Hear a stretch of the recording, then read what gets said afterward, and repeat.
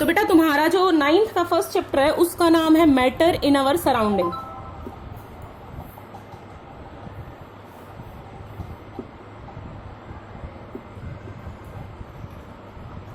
और अगर तुम्हें वर्ड्स में कोई प्रॉब्लम है तो मेरी आवाज पे फोकस करना, आवाज तो क्लियर ही आएगी। Matter in our surrounding, matter in our surroundings का मतलब क्या है कि हमारे चारों ओर हम अपने आसपास में कौन कौन से मैटर देखते हैं। Matters in our surroundings. तो देखिए, क्योंकि हम रिवीजन के तौर पे ले रहे हैं इसलिए थोड़ा सा इसको ना मोटी मोटी बातें ज्यादा कराएंगे। तो देखिए, एटम आपने देखा होगा, इंडियन फिलोसोफर थे महर्षि कणद। महर्षि कणद उन्होंने क्या कहा था कि लिखूंगी थोड़ा बेटा क्योंकि रिवीजन है। महर्षि कणद उन्होंने क्या कहा था कि किसी भी पार्टिकल के टुकड़े करते जाओ तो जो सबसे छोटा पार्टिकल निकल के आएगा और वो फ्रीली एग्जिस्ट भी नहीं कर पाएगा, वो पार्टिकल है आपका एटम। एटम तो उन्होंने तो एटम तो इंग्लिश का है, उन्होंने हिंदी में परमाणु कहा था इसको, जिसे बाद में डेमोक्रेट ने नाम दिया था एटम। उसके बाद इन्होंने कहा था कि अगर वो फ्रीली एग्जिस्ट करने लग जाए, दो या दो से ज्यादा एटम जुड़ जाए और वो फ्रीली एग्जिस्ट करने लग जाए तो वो अणु कहलाता है, अणु, जिसको बाद में डेमोक्रेट ने नाम दिया था मॉलिक्यूल। अब उसके बाद बारी आती है बेटा पंचतत्व। क्या होता है पंचतत्व? तो पंचतत्व आपके एयर, वाटर, फायर, स्काई, अर्थ। पंचतत्व को 5 कॉन्स्टिट्यूएंट भी बोलते हैं। 5 कॉन्स्टिट्यूएंट कौन कौन से हैं वो? एयर, वाटर, फायर, स्काई, अर्थ। ये हैं आपके वो 5 कॉन्स्टिट्यूएंट। उसके बाद बारी आती है मैटर इन अवर सराउंडिंग में मैटर की डेफिनेशन, क्योंकि चैप्टर के नाम से ही है तो मैटर की डेफिनेशन होगी anything that occupies space. Matter, anything that occupies space, have mass and can be felt by our 5 senses is known as matter।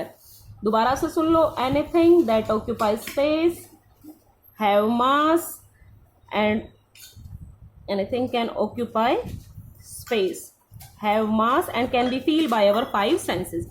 ये छोटी छोटी बातें थी। महर्षि कणद ने क्या कहा, डेमोक्रेट्स ने एटम मॉलिक्यूल के नाम दिए, 5 कॉन्स्टिट्यूएंट आपके, और उसके बाद मैटर।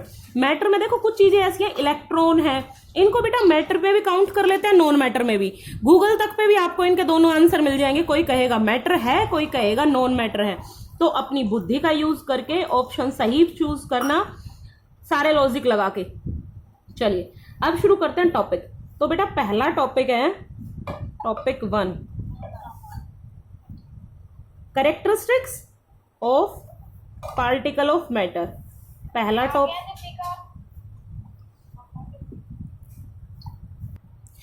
टॉपिक आपका characteristics of particle of matter. Characteristics of particle of matter क्या है ये? इसमें किसी भी मैटर के जो पार्टिकल हैं उनकी क्या क्या विशेषताएं हैं। तो सबसे पहला टीनी साइज। आपको अगर इसमें प्रॉब्लम है तो आप ऐसे चलो। सबसे पहला टीनी साइज, आप ओरली सुनो सारा। टीनी साइज, टीनी साइज का क्या मतलब है कि पार्टिकल के साइज है ना बहुत छोटे हैं। आप उसको कैसे प्रूव करोगे कि पार्टिकल के साइज छोटे हैं? आप जैसे डिटोल की 2 बूंदें हम KMNO एक बकेट वाटर में डाल दें, या फिर दूसरी तरफ हम 1-2 क्रिस्टल पोटेशियम परमैंगनेट की, वो एक्टिविटी आपको याद होगी, पोटेशियम परमैंगनेट की 1-2 क्रिस्टल्स उसमें डाल दें पानी के बीकर में, और उसमें से 10 ml निकाल के आगे चलते जाएं तो सभी में रंग आता जाता है। यानी कि टीनी साइज को हम समझाते हैं पार्टिकल के स्प्रेड होने से, कि वो पार्टिकल कितना स्प्रेड हो सकता है। दूसरा आता है वैकेंट स्पेस। वैकेंट स्पेस का क्या मतलब है कि पार्टिकल के बीच में ना, जो मैटर के पार्टिकल है उनके बीच में स्पेस है। उस स्पेस की वजह से क्या होता है कि दूसरी चीजें, दूसरे पार्टिकल उनके अंदर आ जाते हैं। इसको कैसे प्रूफ करते हो? आप पानी का एक गिलास लेते हो, उस पे ना मार्क कर देते हो और उसमें 1 चम्मच नमक डालते हो, वो उसी में ही घुल जाता है और लेवल पानी का इंक्रीज नहीं होता। तो इसका मतलब क्या हुआ इसका मतलब ये हुआ कि वो चीनी या नमक के पार्टिकल आपके वाटर के पार्टिकल के बीच में ही चले गए कहीं। और तीसरा आता है कंटिन्यूअस मोशन। कंटिन्यूअस मोशन का क्या मतलब है कि लगातार पार्टिकल मोशन में है। आप कैसे प्रूफ करोगे? दो चीजों से। पहला, ब्राउनियन मूवमेंट, अगर आपको याद हो 9th में आपने पढ़ा है, रॉबर्ट ब्राउन ने दिया है ये, ठीक है। ब्राउनियन मूवमेंट, उन्होंने क्या कहा कि पार्टिकल लगातार मोशन में। उन्हें कैसे पता चला? उन्होंने पानी में पोलन ग्रेन्स डाले थे और वो पोलन ग्रेन्स कंटिन्यू मूव कर रहे थे। आपको याद होगा 9th में सब कुछ पढ़ा है, मतलब आपने ये चैप्टर पूरा पहले पढ़ा है, तो आपको ये रिवीजन ही तो ले रहे हैं, बस चीजें याद ही तो दिलानी है, बाकी तो सब कुछ आपको आता है इसका। अगर फिर भी नहीं आता तो एक बार नोटबुक उठा के ना उसमें से एक बार रीड कर लेना। और अगर आप मेरे से कहोगे कि मैडम वो पेजेस सेंड कर दो, तो मैं भी ढूंढती हूँ आपके पास, मैं वो पेजेस सेंड कर दूंगी, पर आपके पास, सबके पास है तो सही, ठीक है। तो चलिए दोबारा से सुन लो एक बार, हमने क्या पढ़ाया? मैटर पढ़ाया। मैटर की डेफिनेशन, मतलब महर्षि कणद ने क्या कहा, डेमोक्रेट ने एटम और मॉलिक्यूल के नाम दिए। पंचतत्व यानी कि 5 कॉन्स्टिट्यूएंट आपके कौन से थे? उसके बाद पहला टॉपिक है characteristics of particle of matter. Characteristics का मतलब है कि पार्टिकल जो है ये एटम और मॉलिक्यूल, पार्टिकल कौन से? Atom and molecule. तो इनमें क्या करेक्टरिस्टिक्स है, इनकी क्या विशेषताएं हैं? तो इनमें सबसे पहला टीनी साइज, दूसरा वैकेंट स्पेस, तीसरा कॉन्टिन्यूअस मोशन। कॉन्टिन्यूअस में 2 एविडेंस आते हैं। 2 एविडेंस कौन से हैं? वो यही है कि एक तो पार्टिकल जो है वो आपका कंटिन्यूअस मोशन में कैसे है कि पानी के गिलास में, पानी के बर्तन में उसने पोलन ग्रेन्स डाले थे, तो ये पोलन ग्रेन जिग जैग वे में घूम रहे थे। तो इसका मतलब कि पार्टिकल जो है वो हमेशा मोशन में रहते हैं। और नेक्स्ट आता है इसका बी पार्ट, डिफ्यूजन। डिफ्यूजन क्या था? डिफ्यूजन था कि spontaneous intermixing of particle of matter. Spontaneous का मतलब अपने आप, स्पॉन्टेनियस का मतलब अपने आप, कि ये पार्टिकल अपने आप मोशन में है।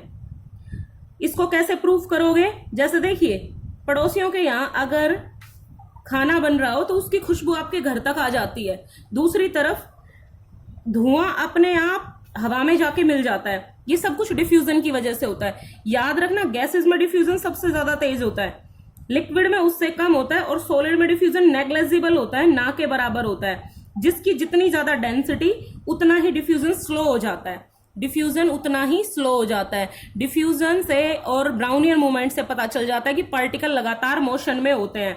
और फोर्थ इसकी कैरेक्टरिस्टिक्स है अट्रैक्शन। अट्रैक्शन मतलब कि ये पार्टिकल एक दूसरे के साथ अट्रैक्टेड है। कैसे? ये पेन देखो, मैंने ये पेन सिर्फ साइड से पकड़ के उठाया हुआ है यहां से, तो ये पूरा यहाँ के पार्टिकल कैसे उठे, ये आगे वाले पार्टिकल कैसे उठे? यानी कि ये सब कुछ एक दूसरे के साथ अट्रैक्टेड था तब।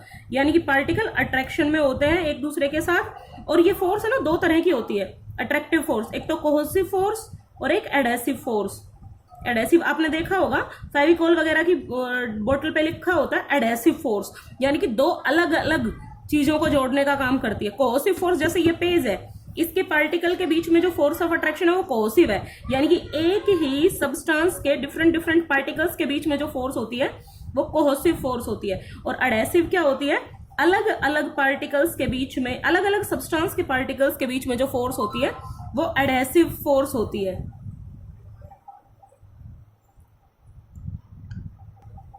चलिए, कोहेसिव फोर्स सेम सब्सटेंस के पार्टिकल के बीच में, सेम सब्सटेंस के पार्टिकल्स के बीच में, और एडेसिव फोर्स अलग अलग सब्सटेंस के पार्टिकल के बीच में, डिफरेंट सब्सटेंस के पार्टिकल के बीच में जो फोर्स ऑफ अट्रैक्शन होती है वो कोहेसिव और एडेसिव होती है।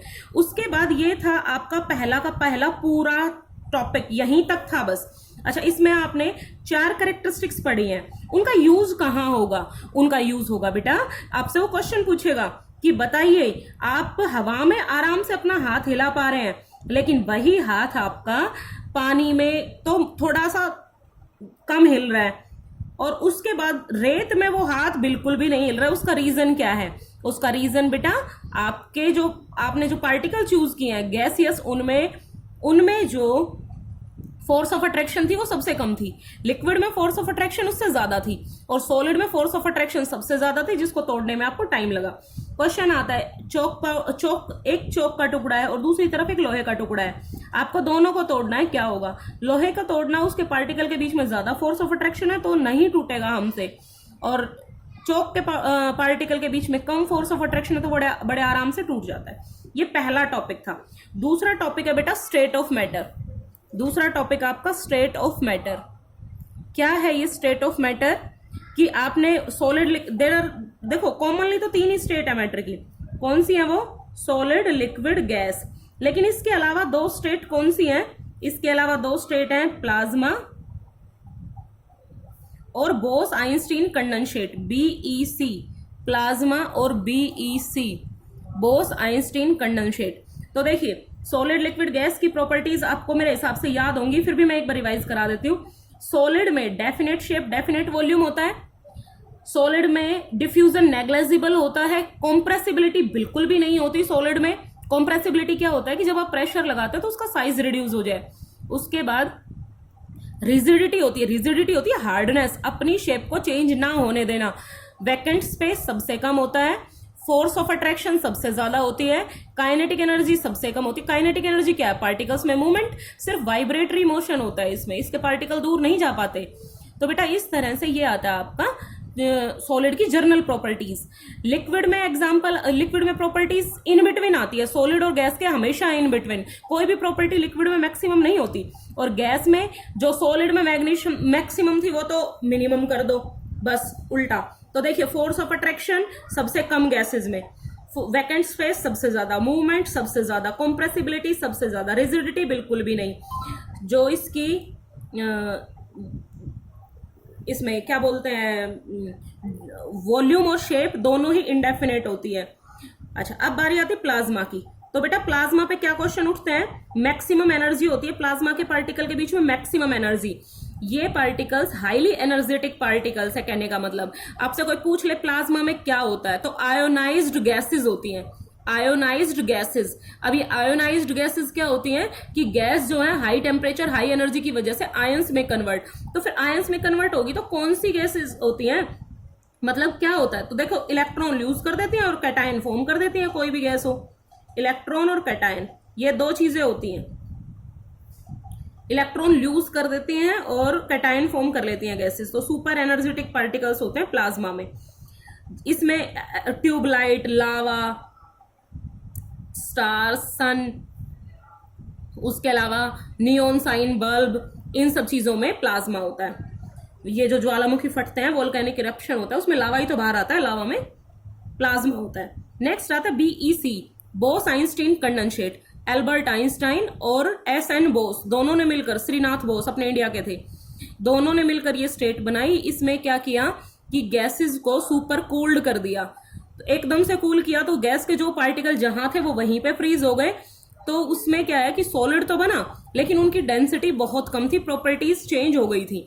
अब इस पे क्वेश्चन क्या क्या आते हैं? एक तो रबर वाला क्वेश्चन बहुत ज्यादा आता है कि रबर जो है वो स्ट्रेच हो जाता है, शेप वगैरह चेंज हो जाती है, फिर भी वो सॉलिड है, क्यों? उसके बाद दूसरा आता है कि कौन सी प्रॉपर्टी सॉलिड को लिक्विड और गैसेस से अलग करती है? सॉलिड को अलग करती है ना, तो लिक्विड गैस को आपने एक तरफ रखना है, तो इसका मतलब डेफिनेट शेप वाली प्रॉपर्टीज को अलग करती है। उसके अलावा फ्लूइडिटी वाली प्रॉपर्टी अलग करती है, क्योंकि सॉलिड में फ्लूइडिटी बिल्कुल भी नहीं होती। सॉलिड में प्रॉपर्टी बिल्कुल भी नहीं होती, इस वजह से सॉलिड जो है वो गैसेस और लिक्विड से अलग है। उसके बाद बारी आती है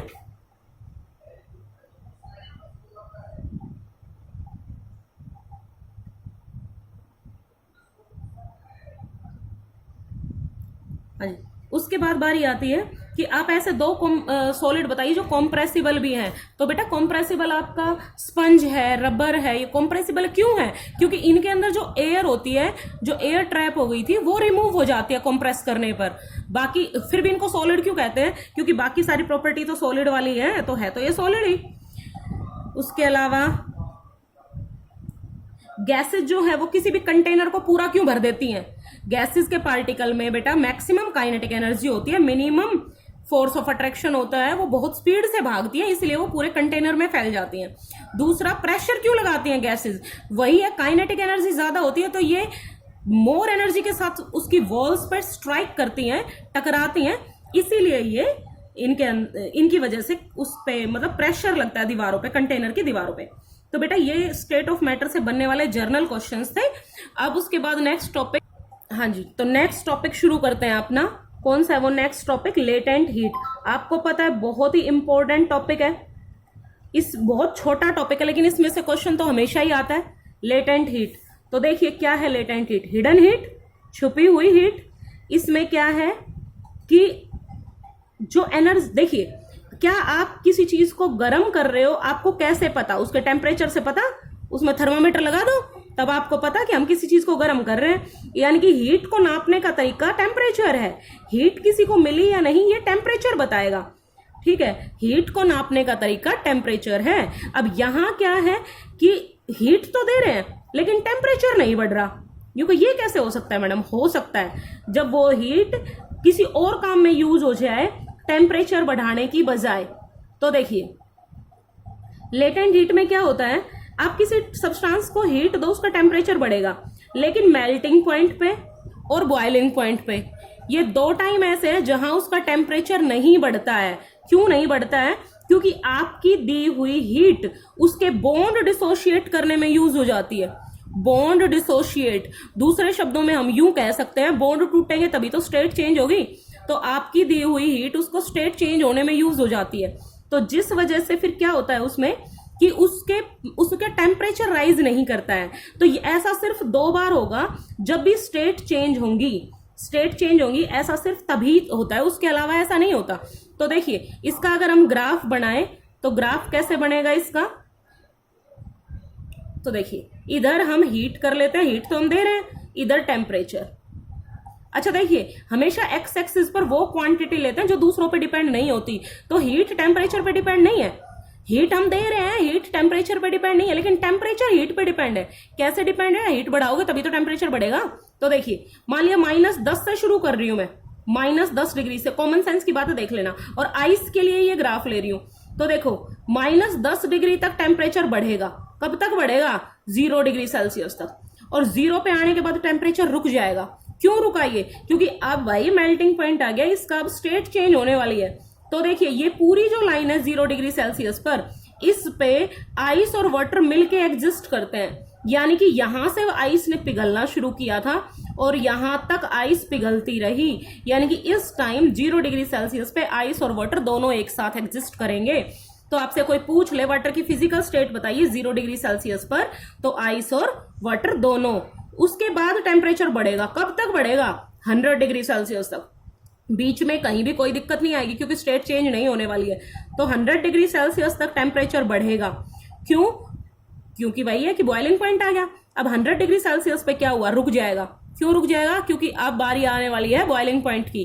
तो उसके बाद बॉइलिंग पॉइंट आ गया 100 डिग्री सेल्सियस पर। यहाँ वाटर और स्टीम दोनों स्टेट मिलेंगी आपको, वाटर और स्टीम। तो यहां से तब तक जब तक वो सारा स्टीम में कन्वर्ट नहीं हो जाता तब तक 100 डिग्री सेल्सियस पे, और उसके बाद फिर बढ़ना शुरू हो जाएगा। ठीक है, उसके बाद फिर उसका टेम्परेचर बढ़ जाएगा। यानी कि ये 2 बार हॉरिजॉन्टल लाइन जो आती हैं ये सिर्फ तब आती हैं जब स्टेट चेंज होने वाली हो। यानी कि आप किसी के भी ग्राफ को देखकर बता सकते हैं कि इसका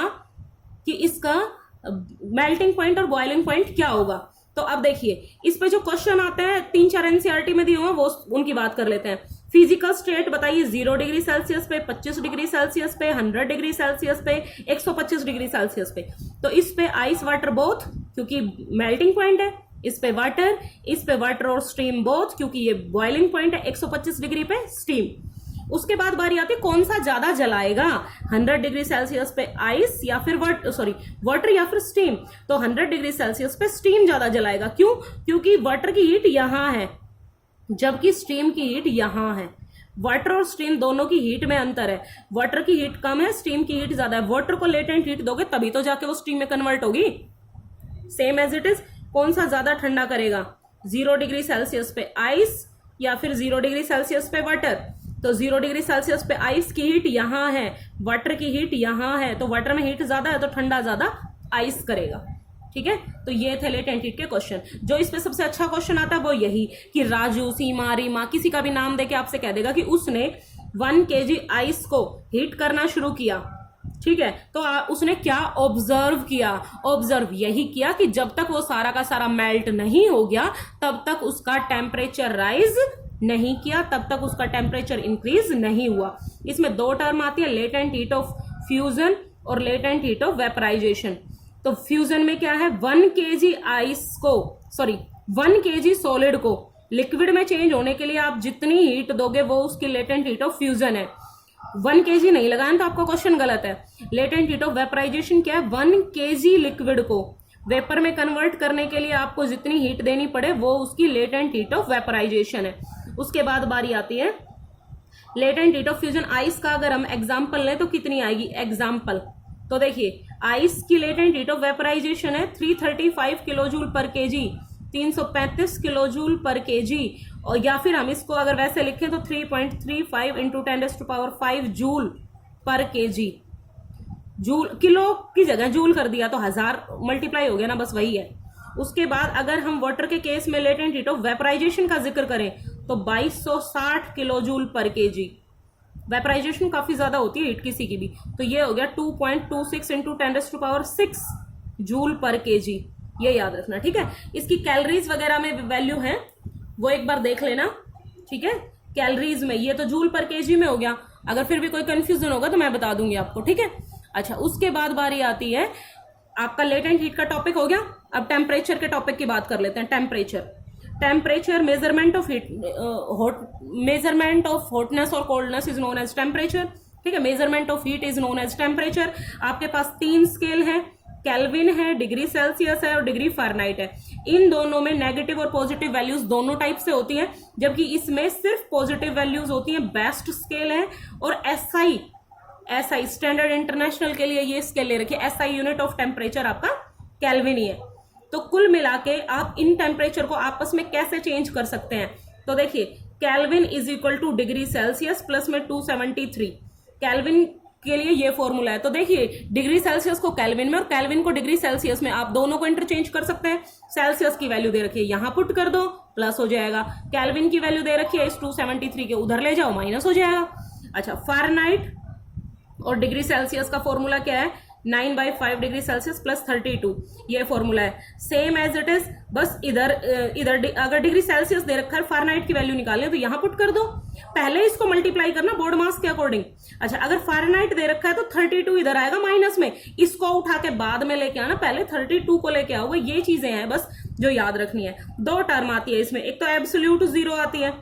एब्सोल्यूट जीरो क्या होती है, absolute zero -273 degree Celsius, -273 degree Celsius, या मैं यूं कहूं 0 केल्विन। ये वो टेम्परेचर है जहां पे सारी मूवमेंट सीज हो जाती है, जहां पे सब कुछ रुक जाता है। तो ये है आपका एब्सोल्यूट जीरो, सब कुछ सॉलिड स्टेट में मिलेगा, सारी की सारी मूवमेंट्स रुक जाती हैं, सब कुछ रुक जाता है, वो है एब्सोल्यूट जीरो। और एक चीज और, कौन सा टेम्परेचर है जिसमें डिग्री सेल्सियस और डिग्री फ़ारेनहाइट दोनों इक्वल रीडिंग दिखाते हैं, यानी कि दोनों तरह के आप थर्मामीटर लगा दो तो उनमें टेम्परेचर बराबर आएगा, तो वो है -40। आप चाहो तो इसको ना इस फॉर्मूले से प्रूव भी कर सकते हो। कैसे प्रूफ करोगे, यहाँ पे -40 पुट कर दो, ये फ़ारेनहाइट की वैल्यू -40 आ जाएगी। कैसे आएगी देख लो एक बार, -40 पुट करोगे, ये कट जाएगा 8 से 8 9 -72 हो जाएगा। ये -72 में से 32 माइनस करोगे तो -40 बचेगा। ये है टेम्परेचर का कंप्लीट कॉन्सेप्ट। अब उसके बाद बारी आती है, टेम्परेचर के बाद हम बात करेंगे। तो बेटा इवेपोरेशन में क्या आता है, इवेपोरेशन एक लिक्विड को वेपर में चेंज कर रहे हैं, एक लिक्विड जो है वो वेपर में चेंज हो रहा है, लेकिन याद रखना कि जो टेम्परेचर है ना वो बॉइलिंग पॉइंट तक नहीं जाना चाहिए, बॉइलिंग पॉइंट से नीचे रहना चाहिए। जो सबसे इंपॉर्टेंट बात है वो यही है कि below the boiling point, below the boiling point, जिसने बिलो द बॉइलिंग पॉइंट नहीं लगाया ना तो उसको नंबर नहीं मिलेगा इस डेफिनेशन में। फिर कितना ही कहते रहना कि मैडम एक शब्द या एक यही तो नहीं लगाया था, बस बिलो द बॉइलिंग पॉइंट। अच्छा, ऐसा क्यों, क्योंकि अगर बॉइलिंग पॉइंट पे बॉइल करेंगे फिर तो वो बॉइलिंग ही बन जाएगा, इवेपोरेशन कहाँ रहा। तो इसमें ना सबसे पहले तो इवेपोरेशन में कूलिंग होती है। क्यों होती है कूलिंग, क्योंकि बेटा इवेपोरेशन में क्या होता है कि ये पार्टिकल है, सबकी अलग अलग एनर्जी है, ये आपस में स्ट्राइक करते रहते हैं। अब जिस पार्टिकल को स्ट्राइक करने के बाद एनर्जी लेवल इतना हो गया कि वो वेपर में कन्वर्ट हो सकता है, वो सराउंडिंग से नेबर्स के जो पार्टिकल है उनसे एनर्जी अब्जॉर्ब करके वेपर में कन्वर्ट हो जाता है।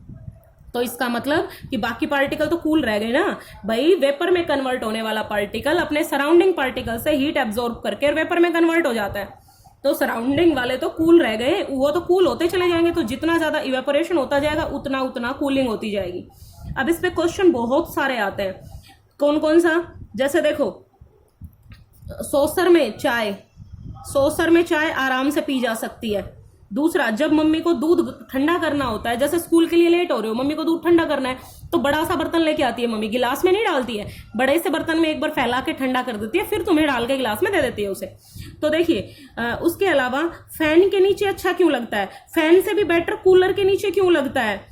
उसके बाद मटके में पानी ठंडा क्यों रहता है, अर्दन पोट में पानी ठंडा क्यों रहता है।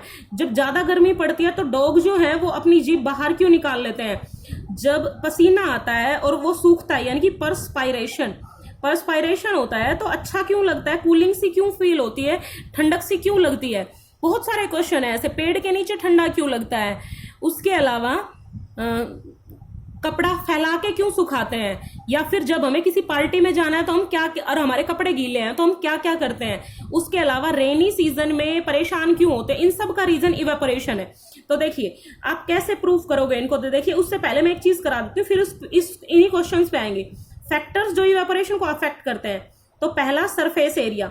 इवेपोरेशन जो है ना वो सरफेस पे डिपेंड होता है, यानी कि पार्टिकल सरफेस से उड़ते हैं। अब जितनी बड़ी सरफेस उतने ही पार्टिकल जल्दी इवेपोरेट होंगे, इसीलिए कपड़े को फैला के सुखाते हैं। इसीलिए बाल्टी में रखा हुआ पानी तो जल्दी से इवेपोरेट नहीं होता, लेकिन उसी पानी को जब ग्राउंड पे फैला देते हैं, स्प्रिंकल कर देते हैं, तो वो जल्दी इवेपोरेट हो जाता है। आपने देखा होगा गर्मियों में लोग अपने घरों के बाहर छिड़काव करते हैं पानी से, हालांकि वो गलत है, पानी वेस्ट करते हैं, लेकिन फिर भी क्यों करते हैं, ताकि कूलिंग हो जाए, कूलिंग के लिए। तो सरफेस एरिया हो गया ना। अच्छा, आपको किसी पार्टी में जाना है, कपड़े नहीं सूख रहे तो फैला के सुखाएंगे उनको। अच्छा, दूसरा आता है इसमें हीट, सनलाइट, टेम्परेचर, तो एक ही बात है, जितना ज्यादा गर्म करेंगे उतना इवेपोरेशन बढ़ जाएगा। तो आपने देखा होगा जब कपड़े नहीं सूखते हैं तो बच्चे क्या करते हैं, प्रेस करने लग जाते हैं, प्रेस से सुखा लेते हैं। प्रेस से क्या होता है, टेम्परेचर बढ़ जाता है, टेम्परेचर बढ़ने की वजह से सूख जाता है जल्दी, इवेपोरेशन का रेट बढ़ गया ना, इवेपोरेशन का रेट बढ़ जाता है। नेक्स्ट आता है विंड स्पीड। तो देखा होगा आपने बारिश के दिनों में कई बार मम्मी क्या करती हैं, कपड़ा ना फैला के फैन चला के और रात को छोड़ देती हैं, सुबह सूखे मिलते हैं आपको। हवा जितनी तेज चलेगी उतना ही पार्टिकल जल्दी इवेपोरेट होंगे। नेक्स्ट आता है नेचर तो है ही, कोई चीज वोलेटाइल है, जैसे अल्कोहल है, एसीटोन है, पेट्रोल है। आपने देखा होगा पेट्रोल पंप पे पेट्रोल डलवाते हैं, दूर तक कितनी स्मेल आती है उन वेपर्स की, क्योंकि वो वोलेटाइल है, बहुत जल्दी इवेपोरेट होता है। उसके अलावा आपकी मम्मी या आपकी बहन कहती है कि नेल पेंट रिमूवर की बोतल खुली मत छोड़ देना, या किसने छोड़ दी, ये तो उड़ गया, ये तो सूख गया, इस तरह से। नेक्स्ट आता है ह्यूमिडिटी, ये पांचवा फैक्टर है। ये चारों, ये तीन तो बढ़ाते ही बढ़ाते हैं, इसका नेचर पे डिपेंड करता है, वोलेटाइल है तो बढ़ जाएगा, नॉन वोलेटाइल है तो इवेपोरेशन का रेट नहीं बढ़ेगा।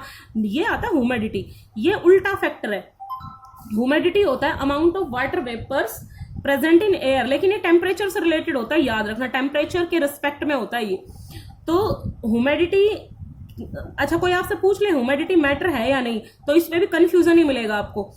कुछ बुक्स कहेंगी वाटर वेपर्स है तो वो क्या कहते हैं, मैटर होगा, जबकि टेम्परेचर के रिस्पेक्ट में है, इसलिए ये मैटर नहीं है। उसके बाद बारी आती है रेनी सीजन में कूलर इफेक्टिव क्यों नहीं है, क्योंकि वाटर वेपर्स पहले से इतने ज्यादा है तो रेट ऑफ इवेपोरेशन कम हो जाता है, इसीलिए दम सा घुटता है रेनी सीजन में। तो ये सारे फैक्टर थे, ये पांचों फैक्टर थे जिन पे इवेपोरेशन डिपेंड करता है। बॉइलिंग और इवेपोरेशन में क्या अंतर है, बॉइलिंग एक तो बॉइलिंग पॉइंट पर होगा, evaporation below the boiling point होगा, ये एट और ये बिलो। उसके बाद बारी आती है ये बल्क फिनोमिना है। बल्क का क्या मतलब है, पूरा सारा लिक्विड इन्वॉल्व होता है, ये सिर्फ सरफेस फिनोमिना है, ठीक है। इसमें कोई कूलिंग नहीं होती, जबकि इवेपोरेशन में कूलिंग होती है।